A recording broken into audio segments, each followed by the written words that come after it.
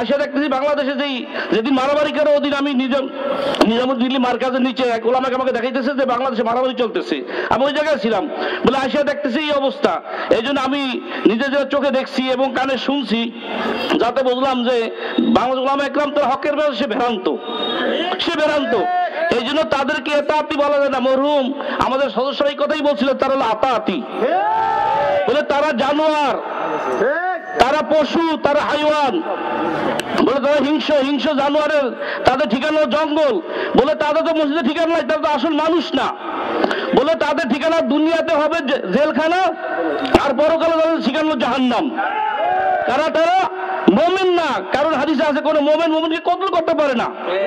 এই যে আমাদের কাছে দাবি আমাদের এইটাই যে তারা এখন আমাদের হিজলা থেকে, আমাদের এলাকা থেকে মানুষ মারার জন্য তারা গেছিল, তাদেরকে আমরা চিহ্নিত করে নিব। হিজলা থানাতে গেছে, আপনার ট্যাগেরটা গেছে, হইনা তুতেও গেছে। এই যে আমরা সবাই তাদের চিহ্নিত করে নিব, তাদের কোনো তালিমও করতে দিব। তোরা তালিম কিসের?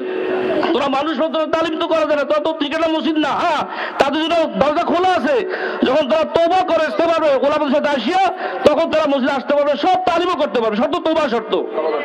এই জন্য আমরা সবাইকে অনুরোধ করবো যে আল্লাহর কাছে আমরাও ক্ষমা চাই, তাদের জন্য দোয়া করি, আল্লাহ তাদেরকে না হেদায়েতের সহি রাস্তা দেখায়।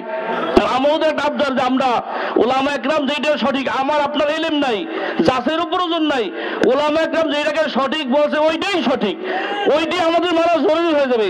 বলে এখন কি বলছে না বলছে ওইটা আমার যাচের কোনো প্রয়োজন নাই। এই জন্য আমরা জমহুর ওলামাদের সাথে থাকবো তো ইনশাআল্লাহ। আল্লাহ আমাদের তৌফিক দান করুক। আর আমাদের যে এলাকায় যে মসজিদ তালিম হয়, ওদের কোনো আমল আমরা করা নিষেধ করতে, তালিম তোরা কোনো আমল করতে পারবে না যতক্ষণ তোমরা খাস তোবা না করো, করবো তো ইনশাআল্লাহ। আল্লাহ আমাদের তৌফিক দান করুক। আমা আলাইনা ইল্লাল বালাগ।